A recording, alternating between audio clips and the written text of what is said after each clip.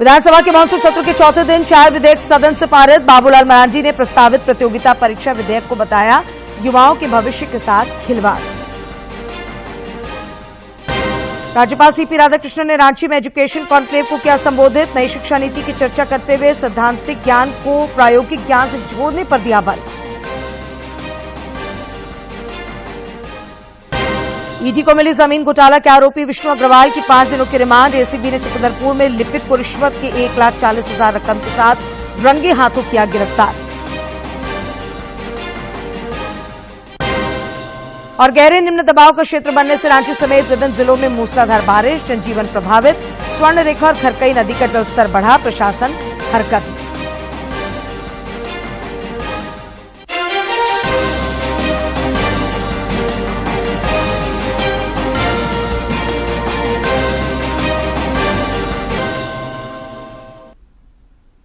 नमस्कार, खबरें झारखंड में आपका स्वागत है। मैं हूं डॉक्टर अशीता आनंद और अब समाचार विस्तार से।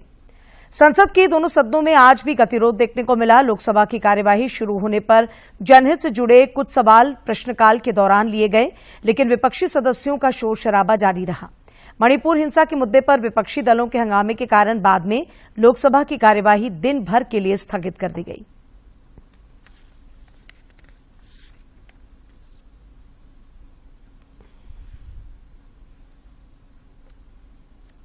राज्यसभा में आज प्रश्नकाल के दौरान केंद्रीय शिक्षा मंत्री धर्मेंद्र प्रधान ने एक प्रश्न के उत्तर में कहा, सरकार संस्कृत के साथ वेद पढ़ने वालों को प्रोत्साहित कर रही है।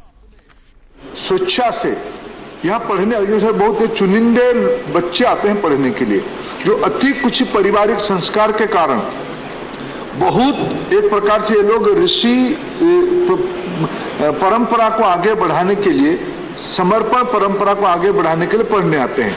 सरकार की ओर से सारे चीजों को प्रोत्साहित करने के लिए हमने इसको बोर्ड भी बनाया। इसमें आरक्षण की कोई व्यवस्था अभी तक आवश्यकता नहीं हुई है, लेकिन मैं आश्वस्त करना चाहूंगा, समाज की सभी वर्ग संस्कृत भी पढ़ रहे हैं, वेद भी पढ़ेंगे। ये व्यवस्था इस सरकार की प्राथमिकता। रेल मंत्री अश्विनी वैष्णव ने लोकसभा में प्रश्नकाल के दौरान कहा कि यात्रियों की सुरक्षा के लिए रेलवे तत्पर है और इसके लिए लगातार प्रयास किए जा रहे हैं।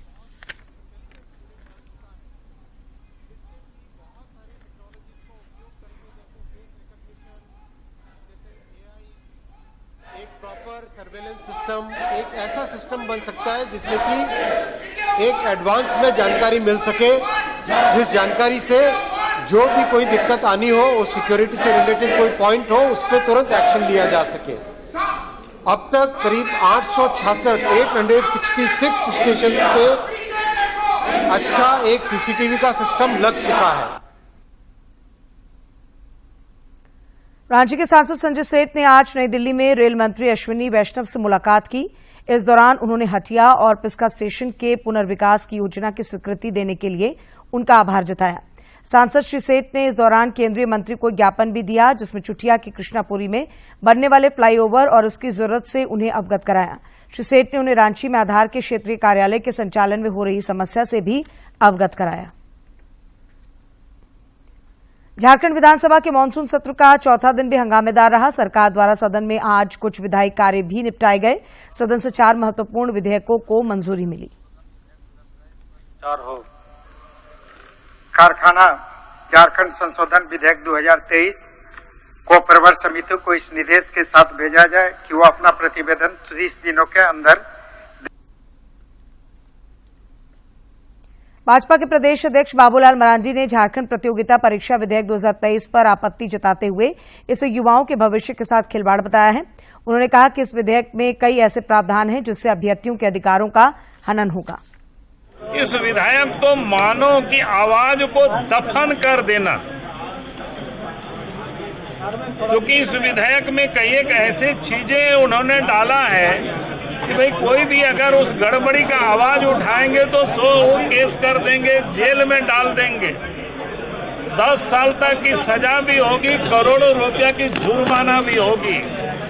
तो आप समझ सकते हो, यानी ये बिल जहां एक और राज्य सरकार जो इस झारखंड की जनता आंदोलन कर रही है, यहाँ के लोग वो जानना चाहती है भाई सरकार की स्थानीय नीति क्या।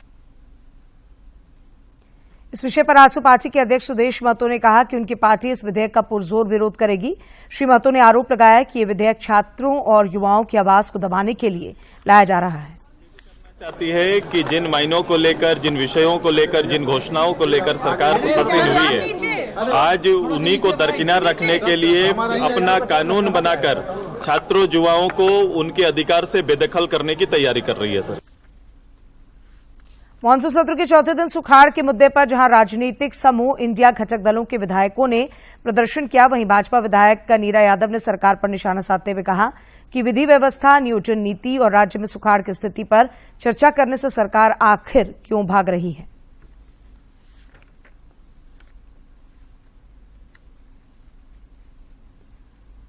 एक तरफ भारतीय जनता पार्टी कहती है कि हम किसानों के साथ हैं, किसानों का आय को हम 2 गुना बनाएंगे। किसान जब माली हालत उसका बिगड़ते जा रहा है और उसका पैसा जब हम लोग मांग रहते हैं तो आधा पैसा ही देते हैं। तो ये केंद्र सरकार का जब उनके पदाधिकारी आए, उनको हमने चॉपर तक उपलब्ध कराया कि पूरे झारखंड की स्थिति आप देख लीजिए। स्पेशली वो संथाल गए और उसके बाद उन्होंने भी यहाँ के मेमोरेंडम को जायज़ ठहराया, लेकिन वहाँ के हाई लेवल कमेटी ने 9682 करोड़ के अगेंस्ट मात्र 502 करोड़ की सहमति दी और साथ ही ये मुफ्त सुझाव दिया कि ये राज्य आपदा मोचन निधि से आप इसको आप ले सकते हैं। और युवा बेरोजगार हैं, उनकी नियोजन नीति ढंग से नहीं बनी है। आज पूरे क्षेत्र में सुखाड़ हो गया है, उस पे सरकार एक शब्द बोलने के लिए तैयार नहीं है। विधि व्यवस्था चौपट हो गई है, इस पे सरकार बोलने के लिए तैयार। कांग्रेस विधायक इरफान अंसारी ने स्वास्थ्य विभाग की कार्यशैली की आलोचना की है। उन्होंने एक मामले पर प्रतिक्रिया व्यक्त करते हुए कहा कि स्वास्थ्य विभाग को खुद के स्वास्थ्य की चिंता करने की जरूरत है। स्वास्थ्य को स्वास्थ्य की जरूरत है, स्वास्थ्य को स्वास्थ्य की जरूरत है। मैं बार बार कहना चाहता हूं, अब आप मरे हुए डॉक्टर का कैसे पोस्टिंग कर दिए? क्या था आनंद फानंद में? क्या ऐसा क्या बात था आपका? इतना जल्दी में पोस्टिंग कर दीजिएगा क्या? राज्यपाल सीपी राधाकृष्णन ने आज रांची के ऑड्रे हाउस में आयोजित एजुकेशन एनक्लेव को संबोधित किया। इस दौरान उन्होंने नई शिक्षा नीति की चर्चा करते हुए सैद्धांतिक ज्ञान को प्रायोगिक ज्ञान से जोड़ने पर बल दिया। उन्होंने कहा कि प्राचीन भारत के गौरवमयी इतिहास को पुनर्जीवित करने की आवश्यकता है। देश की हालिया उपलब्धियों का जिक्र करते हुए राज्यपाल ने कहा कि हम इस दिशा में निरंतर प्रगति कर रहे हैं।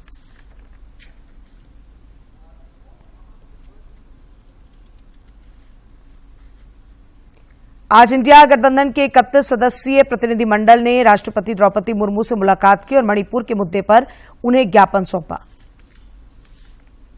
ज्ञापन में विपक्ष ने राष्ट्रपति से बिना किसी देरी के राज्य में शांति और सद्भाव स्थापित करने के लिए तत्काल हस्तक्षेप करने का अनुरोध किया है।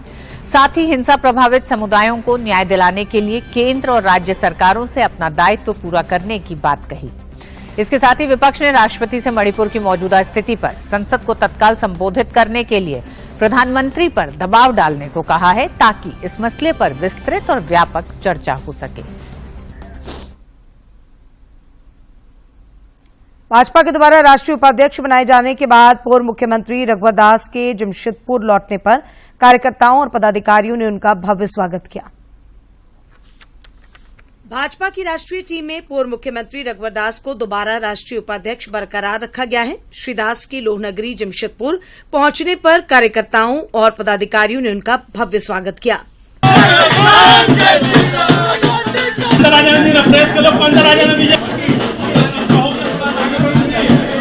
इस अवसर पर श्री दास ने मीडिया से बातचीत में कहा कि भाजपा नेतृत्व ने जो उन्हें दायित्व सौंपा है उसे वे पूरी निष्ठा के साथ पूरा करेंगे। एक प्रश्न के उत्तर में उन्होंने विपक्ष पर निशाना साधते हुए कहा कि विपक्ष पूरी तरह नेतृत्व विहीन है और आगामी लोकसभा चुनाव में भाजपा बेहतर प्रदर्शन करेगी। माननीय प्रधानमंत्री मोदी जी के नेतृत्व में 2024 लोकसभा के चुनाव हम झारखंड में 14 का 14 सीट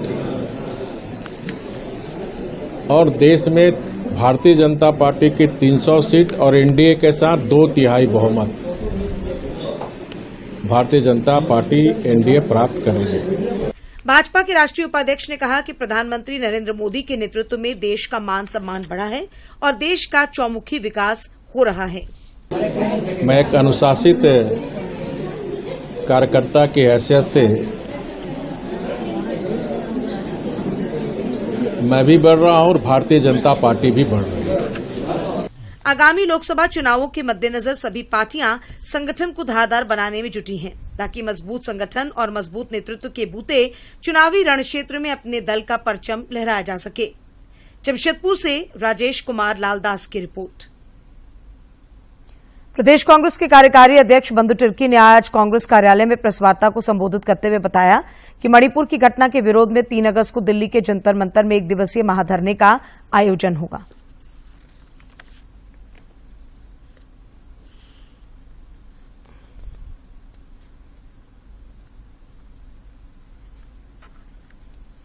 जिन जिन प्रदेशों में आदिवासियों के साथ अत्याचार उसको केंद्र सरकार अविलंब रोक लगाए। इन तमाम चीजों को लेकर कल जंतर मंतर में 11 बजे से प्रदेश हमको जा रहे हैं। आजसू पार्टी के अध्यक्ष सुदेश महतो ने आज अखिल झारखंड छात्र संघ द्वारा आयोजित रांची विश्वविद्यालय छात्र संघ सम्मेलन को संबोधित किया। इस दौरान उन्होंने आरोप लगाया कि मौजूदा सरकार की नीतियों के कारण युवाओं के सपने अधूरे रह जा रहे हैं। उन्होंने कहा कि जवाबदेह राजनीति तैयार करने के लिए युवाओं को आगे आना होगा। पूरा नहीं कर पाते, अब आता है कि जो पढ़ाई पूरा कर पाते हैं, मैंने आपने आगे बढ़ भी गया, आपके परिवार ने आपको सपोर्ट किया, मित्रों ने सपोर्ट किया, या खुद के हिम्मत से भी कुछ लोग आगे बढ़ जाते हैं। मैंने देखा है आके नाइट ड्यूटी करेंगे, कहीं पर ड्यूटी करते हैं, नाइट ड्यूटी करते हैं, दुकान में काम करते हैं, उसके बाद अपनी पढ़ाई करते हैं। ऐसे बच्चे आपको दिखाई देंगे। 90% ऐसा गरीब बच्चा लोग में जो पीछे जिसका रिजल्ट अच्छा नहीं हुआ, पढ़ने की जिसकी इच्छा है वो निकल के आता है बिना घर के सपोर्ट का या ट्यूशन पढ़ा के भी वो ये पढ़ाई कर रहा है। ऐसा भी बच्चे ज्यादा गरीब मिडिल क्लास में ऐसा आपको दिखा। ईडी को जमीन घोटाले के आरोपी विष्णु अग्रवाल की 5 दिनों की रिमांड मिली है। विष्णु अग्रवाल के रिमांड के मामले पर आज रांची पीएमएलए की स्पेशल कोर्ट में सुनवाई हुई। दोनों पक्षों की दलील सुनने के बाद कोर्ट ने ईडी को 5 दिनों की रिमांड पर दिया है।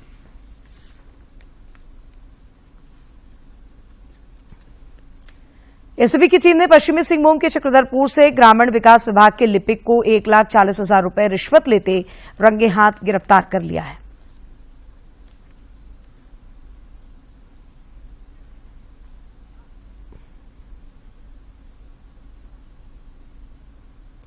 प्रतियोगी परीक्षाओं की तैयारी करने वालों के लिए खूंटी उपायुक्त लोकेश मिश्र और उनके भाई बहन रोल मॉडल हो सकते हैं। पेश है ये खास रिपोर्ट। भारतीय प्रशासनिक और पुलिस सेवा का हिस्सा बनना हर आंखों का सपना है। खूंटी उपायुक्त लोकेश मिश्र 4 भाई बहन हैं और सभी ने आईएएस और आईपीएस बनकर न केवल अपने गांव बल्कि राज्य और देश को एक नई दिशा दी है। आईएएस लोकेश मिश्र की वाइफ भी भारतीय प्रशासनिक सेवा से जुड़ी हैं। हम लोगों का परिवार था middle class, lower middle class family से हम लोग बिलोंग करते हैं और एक छोटे से टाउन में हम लोगों का बचपन था और परिवार हम लोगों का साथ ही में रहता था। खूंटी के उपायुक्त लोकेश मिश्र ने बताया सभी भाई बहनों का सिविल सेवा से जुड़ने के पीछे गुणवत्तापूर्ण शिक्षण व्यवस्था रही है। साथ ही माता पिता का सही मार्गदर्शन सिविल सेवा के पदों तक पहुंचाने में सहायक सिद्ध हुआ। शुरुआती दौर में उस समय अन्य बहुत सारे ऐसे परिवार थे जो लोअर इनकम ग्रुप में बिलोंग करते थे। उनके लिए जो समस्याएं आती थी, जो दिक्कतें आती थी, हम लोगों के परिवार ने भी देखी है। माता पिता के मार्गदर्शन में और अपने मेहनत से हम लोगों ने जो भी हासिल किया। आगामी लक्ष्यों की चर्चा करते हुए खूंटी के उपायुक्त ने कहा कि वे जिले के आदिवासी और अन्य सभी लोगों के जीवन पद्धति और सामाजिक सांस्कृतिक मूल्यों को बरकरार रखते हुए कल्याणकारी योजनाओं से जिले को बेहतर बनाने का भरसक प्रयास करेंगे। खूंटी से ज्योत्सना की रिपोर्ट। आईआईटी आईएसएम धनबाद ने ऑकलैंड यूनिवर्सिटी के साथ 2 नए पाठ्यक्रम शुरू करने के लिए हाथ मिलाया है। इस सिलसिले में दोनों संस्थानों के बीच एमओयू हुआ है।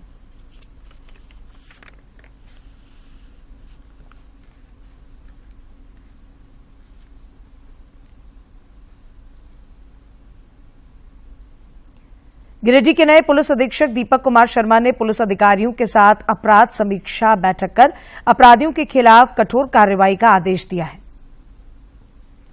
दीपक कुमार शर्मा गिरिडीह के नए पुलिस अधीक्षक की कमान संभालते ही एक्शन मोड में हैं। न्यू पुलिस लाइन कार्यालय में पुलिस अधिकारियों के साथ अपनी पहली अपराध समीक्षा बैठक में उन्होंने आर्थिक अपराध, शराब और जानवरों की तस्करी रोकने समेत अन्य मामलों पर कठोर कार्रवाई का आदेश दिया। ऐसी कई बार सूचना मिल रही है कि कई जगह नकली शराब भी बनाए जा रहे हैं और उनकी खेप कई जगह बेची जा रही है। Illegal smuggling, illegal sand mining, इन सभी पे, इन 4-5 बिंदुओं पे सभी थाना प्रभारियों को उनके अपने अपने क्षेत्र पे पूरी तरह से इस पर रोक लगाने का सख्त निर्देश दिया गया। उन्होंने कहा कि पॉक्सो एक्ट से जुड़े मामलों में अपराधियों को सजा दिलाना पुलिस की प्राथमिकता होगी, इसलिए अब पॉक्सो एक्ट के मामले में स्पीडी ट्रायल चलाया जाएगा। अभी पॉक्सो एक्ट में कुछ केसेस रजिस्टर हुए हैं जो मैं बहुत गंभीर अपराध की श्रेणी में उसको मानता हूँ। उस केस को हम लोग अभियुक्त की गिरफ्तारी हो चुकी है, कड़ी से कड़ी उसको सजा मिले, इसके लिए गिरिडीह पुलिस की तरफ से स्पीडी ट्रायल के लिए माननीय न्यायालय को प्रतिवेदन समर्पित किया जाएगा। पुलिस अधीक्षक ने कहा कि जिले में जमीन विवाद काफी अधिक है। अक्सर गरीबों के जमीन लूटने का मामला सामने आता रहता है। ऐसे में जमीन से जुड़े कारोबारी खुद में सुधार कर लें, अन्यथा उनके खिलाफ कार्रवाई होना तय है। वैसे जमीन माफियाओं की भी सूची तैयार करने को कहा गया है। भू माफिया से संबंधित जो भी छोटे मोटे अपराध हो रहे हैं उस पर भी नकेल कसी जा सके। एसपी ने कहा कि सड़क लूट को रोकने के लिए गश्ती दल को सशक्त किया जाएगा। डीएसपी से लेकर थानेदार को रात्रि गश्ती में निकलने का आदेश दिया गया। महिला से जुड़े अपराध पर एसपी ने कहा कि इसमें काउंसलिंग की जरूरत है। पुलिस को दहेज उत्पीड़न समेत अन्य गंभीर मामलों पर बारीकी से काम करने का आदेश दिया गया है। लूट आदि की भी घटनाएं घटी है। थानेदारों को सख्त निर्देश दिया गया है कि रात्रि जो गश्ती है इनकी, नाइट पेट्रोलिंग जो है बिल्कुल इफेक्टिव रहे और वो प्रभावशाली पेट्रोलिंग। जरूरत पड़े तो हम लोग बीट पेट्रोलिंग भी आने वाले समय में इसको लागू करेंगे। महिला अपराध से संबंधित कांड जो होते हैं उसमें काउंसलिंग भी करें। अगर गंभीर प्रकृति के कांड है तो अभियुक्त को पकड़ करके जेल भेजें। गिरिडीह के नए पुलिस अधीक्षक दीपक कुमार शर्मा के सख्त तेवर से साफ है कि जिले में अब अपराधियों की खैर नहीं। गिरिडीह से रमेश प्रभाकर की रिपोर्ट। अर्थव्यवस्था की बेहतरी के संकेत मिलने का सिलसिला लगातार जारी है। देश में जुलाई महीने में रिकॉर्ड जीएसटी कलेक्शन हुआ है। जीएसटी के मोर्चे पर जुलाई का महीना बेहद शानदार रहा है। वित्त मंत्रालय की ओर से जारी आंकड़ों के मुताबिक जुलाई में 1,65,105 करोड़ रुपए का जीएसटी संग्रह हुआ है। अगर पिछले वर्ष की तुलना करें तो पिछले वर्ष 2022 के जुलाई महीने में जीएसटी संग्रह 1,48,995 करोड़ रुपए रहा। पिछले वर्ष जुलाई के मुकाबले इस जुलाई में जीएसटी संग्रह में 16,110 करोड़ रुपए का इजाफा हुआ है। यानी कि जुलाई 2023 में जीएसटी संग्रह बीते साल के जुलाई महीने के मुकाबले 11% ज्यादा है। बता दें कि जुलाई लगातार 16वां महीना है कि जब मासिक जीएसटी संग्रह 1,40,000 करोड़ रुपए को पार कर गया है। गौरतलब है कि 1 जुलाई 2017 को जीएसटी के लागू होने के बाद से अब तक जीएसटी संग्रह ने 5वीं बार 1,60,000 करोड़ रुपए के आंकड़े को पार कर लिया है। वित्त मंत्रालय के आंकड़ों के मुताबिक 1,65,105 करोड़ रुपए के जीएसटी संग्रह में केंद्रीय जीएसटी 29,773 करोड़ रुपए, राज्य जीएसटी 37,623 करोड़ रुपए और एकीकृत जीएसटी यानी कि आईजीएसटी 85,930 करोड़ रुपए और 11,779 करोड़ रुपए का उपकर शामिल है। अगर बात करें आखिर लगातार क्यों बढ़ रहा है जीएसटी संग्रह, तो इसके पीछे देश में मजबूत मांग और खपत का होना, सेवा और विनिर्माण क्षेत्र में तेजी आना, ई इनवाइसिंग में लगातार बढ़ोतरी होना, सरकार द्वारा विनियामक अनुपालन में सुधार करना और जीएसटी व्यवस्था से नए लोगों का जुड़ना जैसे कारण शामिल हैं। इसके अलावा देश में टैक्स चोरी में कमी के साथ साथ आर्थिक गतिविधियों में बढ़त की वजह से जीएसटी कलेक्शन लगातार बढ़ रहा है। जानकारों के मुताबिक लगातार जीएसटी संग्रह का बढ़ना देश में उपभोक्ता मांग में तेजी के साथ ही देश की अर्थव्यवस्था की मजबूती का संकेत है। Bureau report. वर्ष 2023-24 के लिए रिकॉर्ड 77 लाख से अधिक आयकर रिटर्न दाखिल किए गए हैं, जो पिछले वर्ष से 16% ज्यादा है।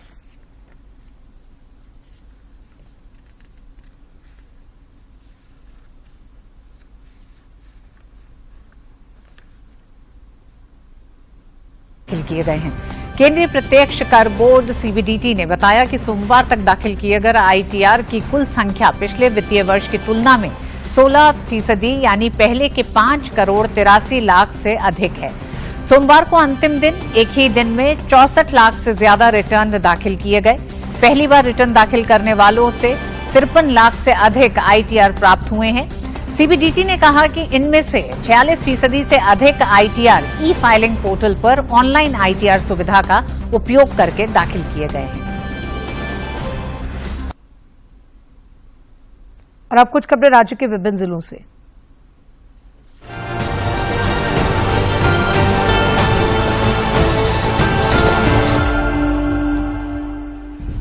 दुमका उपायुक्त ने जिला एवं प्रखंड स्तर के अधिकारियों के साथ औपचारिक बैठक कर उनसे परिचय प्राप्त किया। साथ ही सभी योजनाओं का क्रियान्वयन लक्ष्य के अनुरूप ससमय 100% पूरा कराने का निर्देश दिया। केंद्रीय शिक्षा राज्य मंत्री अन्नपूर्णा देवी ने राष्ट्रीय ध्वज की रूपरेखा तैयार करने वाले महान स्वतंत्रता सेनानी पिंगली वेंकैया को उनकी जयंती पर कोटि कोटि नमन किया। एक फोटो साझा करते हुए उन्होंने कहा कि पिंगली वेंकैया जी द्वारा अभिकल्पित तिरंगा आज भारत के गौरव, अखंडता और शक्ति का परिचायक है। गोड्डा डीआरडीए स्थित सभागार में जिले के उपायुक्त ने पुलिस अधीक्षक के साथ आगामी स्वतंत्रता दिवस की तैयारियों को लेकर बैठक में हिस्सा लिया और जरूरी निर्देश दिए। रांची जिला के बुंडू प्रखंड में ग्रामीण विकास ट्रस्ट के तत्वावधान में समेकित बिरसा ग्राम विकास सकृषक पाठशाला योजना अंतर्गत 1 दिवसीय पोषण वाटिका कार्यक्रम का आयोजन किया गया। दुमका जिला अंतर्गत रामगढ़ थाना क्षेत्र में गश्ती दल द्वारा एक युवक को देसी कट्टा के साथ गिरफ्तार किया गया है। इसी घटना को अंजाम देने की फिराक में एक युवक संदेहास्पद स्थिति में खड़ा हुआ था। पुलिस पार्टी को देखकर वो भागने लगा। उसी क्रम में उसे धर दबोचा गया। राज्य में विभिन्न स्तरों पर पर्यावरण संरक्षण को लेकर पहल हो रही है। मुख्यमंत्री हेमंत सोरेन ने भी इस दिशा में लोगों से आगे आने और वृक्षारोपण करने की अपील की है। उपस्थिति के लिए माननीय अध्यक्ष झारखंड विधानसभा महोदय की अध्यक्षता में आज का ये 74वां राज्यव्यापी वन महोत्सव 2023 का आयोजन पुनः एक बार आप सभी का बहुत बहुत धन्यवाद। जोहार, नमस्कार। और ये आज के वक्त का एक सर सिंगल आईडी हो रहा है सर हम लोग को भी नेशनल चैनल पे जाएगा में भी इसको हम देख सकते हैं और जरूरत के रूप में भी देश के लिए क्या संदेश देना चाहिए सबको वृक्ष। सांसद गीता कोड़ा ने आज कांग्रेस की पूर्व अध्यक्षा सोनिया गांधी से नई दिल्ली में परिवार के साथ शिष्टाचार मुलाकात की। चतरा उपायुक्त की अध्यक्षता में जीएसएलपीए जिला स्तरीय अनुश्रवण समिति के गठन एवं मार्गदर्शन हेतु बैठक हुई। इस दौरान उन्होंने जोरी ब्रूड लाभ फार्म को पुनः प्रारंभ करने का निर्देश दिया। उपायुक्त ने महिला कृषकों की क्षमता और कौशल विकास पर भी बल दिया। बोकारो पुलिस ने मानवता की नजीर पेश करते हुए सड़क दुर्घटना में घायल व्यक्तियों का प्राथमिक उपचार करवाया। देवघर बाबाधाम में राजकीय श्रावणी मेले के अवसर पर आज अहले सुबह 4:18 से जलार्पण शुरू होते ही पूरा मंदिर परिसर बोलबम के नारों से गूंजायमान हो गया। सभी श्रद्धालुओं ने अर्घा के माध्यम से सुगम और सुरक्षित जलार्पण कर मंगल कामना की। रांची के चुटिया में भव्य कलश शोभा यात्रा निकाली गई, जिसमें सैकड़ों महिलाएं शामिल हुई। कलश यात्रा महावीर मंदिर चुटिया से बहु बाजार स्थित बनस तालाब पहुंची। फिर तालाब से विधि विधान के साथ कलश में जल लेकर ये यात्रा चुटिया महावीर मंदिर पहुंची।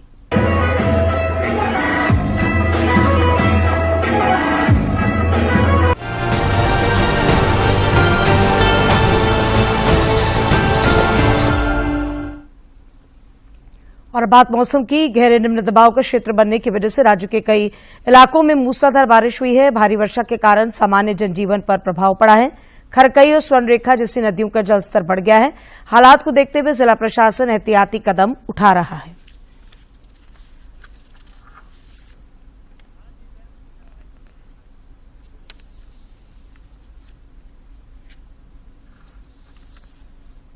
और अब एक नजर डालते हैं प्रमुख शहरों के आज के तापमान पर। राजधानी रांची का अधिकतम तापमान 25.4 और न्यूनतम 23.5 डिग्री सेल्सियस रिकॉर्ड किया गया।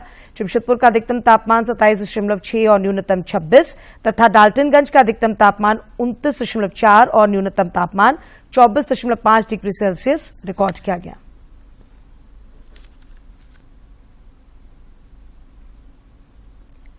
आइए अब करते हैं विधानसभा सत्र की समीक्षा।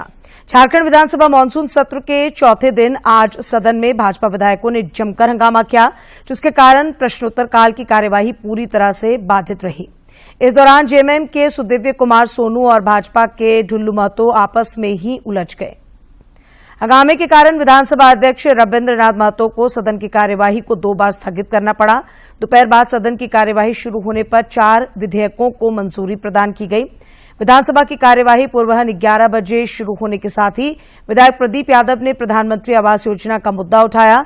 वहीं भाजपा विधायक ढुल्लू महतो ने खनन क्षेत्र में अवैध खनन के कारण कई ग्रामीणों की मरनी और विधि व्यवस्था के मुद्दे पर सरकार को घेरने की कोशिश की। इसके बाद नारेबाजी करते हुए भाजपा के कई विधायक आसन के निकट आ गए।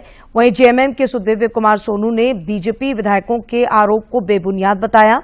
इसी बीच विधायक सुदिव्य सोनू और ढुल्लू महतो आपस में उलझ गए। विधानसभा अध्यक्ष ने भाजपा विधायक ढुल्लू महतो को कई बार समझाया, लेकिन दोनों आपस में उलझे हुए नजर आए। हंगामा बढ़ता गया तो विधानसभा अध्यक्ष ने सदन की कार्यवाही को 20 मिनट के लिए रोक दिया। 20 मिनट के बाद जब सदन शुरू हुआ तो भाजपा विधायक फिर हंगामा करने लगे। इस वजह से सदन की कार्यवाही महज 5 मिनट चलने के बाद दोपहर 12:30 बजे तक के लिए स्थगित कर दी गई। सदन की कार्यवाही फिर से शून्यकाल के दौरान पक्ष विपक्ष के कई सदस्यों ने अपने क्षेत्र और राज्य की विभिन्न समस्याओं की ओर सरकार का ध्यान आकृष्ट कराया। सिमडेगा विधायक भूषण बारा ने मणिपुर में अशांति की ओर ध्यान आकृष्ट कराया। ध्यानाकर्षण सूचना के दौरान कांग्रेस के अंबा प्रसाद के एक प्रश्न के उत्तर में प्रभारी मंत्री जोबा मांझी ने राज्य में फिलहाल विस्थापन आयोग के गठन का कोई प्रावधान नहीं है। प्रभारी मंत्री ने कहा कि भूमि अधिग्रहण कानून 2013 में विस्थापन आयोग के गठन का प्रावधान नहीं है। दोपहर 2 बजे सदन की कार्यवाही शुरू होने पर सरकार की ओर से 4 विधेयक पेश किए गए, जिसे सदन ने ध्वनिमत से मंजूरी प्रदान कर दी। जिन 4 विधेयकों को मंजूरी प्रदान की गई उसमें आरोग्य इंटरनेशनल विश्वविद्यालय विधेयक 2023, कारखाना झारखंड संशोधन विधेयक 2023, सीवी रमन ग्लोबल विश्वविद्यालय 2023 और झारखंड अधिवक्ता कल्याण निधि संशोधन विधेयक 2023 शामिल हैं। आरोग्य इंटरनेशनल विश्वविद्यालय विधेयक 2023 को प्रभारी मंत्री मिथिलेश कुमार ठाकुर ने पेश किया। कारखाना झारखंड संशोधन विधेयक 2023 को श्रम नियोजन मंत्री सत्यानंद भोक्ता ने पेश किया। इस विधेयक को रोजगार और औद्योगिकीकरण की गति को बढ़ावा देना इसका मकसद है। सीवी रमन ग्लोबल विश्वविद्यालय विधेयक 2023 को प्रभारी मंत्री मिथिलेश ठाकुर ने पेश किया। यह विश्वविद्यालय का मुख्यालय कोडरमा जिले में स्थापित होगा। झारखंड अधिवक्ता कल्याण निधि संशोधन विधेयक 2023 को संसदीय कार्य मंत्री आलमगीर आलम ने पेश किया। इस संशोधन विधेयक के माध्यम से वकालतनामा पर लगने वाले स्टैंप मूल्य को 15 रुपए बढ़ाकर 30 रुपए किया जा रहा है। स्टैंप से अर्जित राशि कल्याण ट्रस्टी कमेटी के कोष में जमा रहती है। इसका उपयोग अधिवक्ताओं के कल्याण के लिए अनुग्रह अनुदान, मृत्यु की स्थिति में और आपात चिकित्सा में किया जाता है। इस संशोधन से कल्याण समिति के कोष को अधिक निधि की प्राप्ति होगी, जिससे अधिवक्ताओं के कल्याण कार्य में वृद्धि होगी। 4 विधेयकों को मंजूरी मिलने के बाद विधानसभा अध्यक्ष ने सदन की कार्यवाही को गुरुवार 3 अगस्त पूर्वाह्न 11 बजे तक के लिए स्थगित कर दिया। और अंत में मुख्य समाचार एक बार फिर।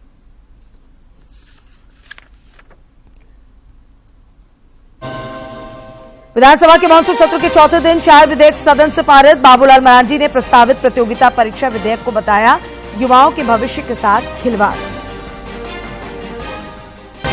राज्यपाल सीपी राधाकृष्णन ने रांची में एजुकेशन कॉन्क्लेव को किया संबोधित। नई शिक्षा नीति की चर्चा करते हुए सैद्धांतिक ज्ञान को प्रायोगिक ज्ञान से जोड़ने पर दिया बल।